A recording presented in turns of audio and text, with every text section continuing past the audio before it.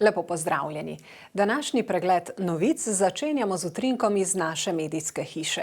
Naša akcija Osebnost meseca za osebnost leta 2025 se namreč preveša že v čisto zadnji del. Le še do sobote, do polnoči, traja spletno glasovanje. Minulo leto je s svojim delom, izjemnimi dosežki in presežki ter pripravljenostjo narediti nekaj več zaznamovalo 12 osebnosti meseca.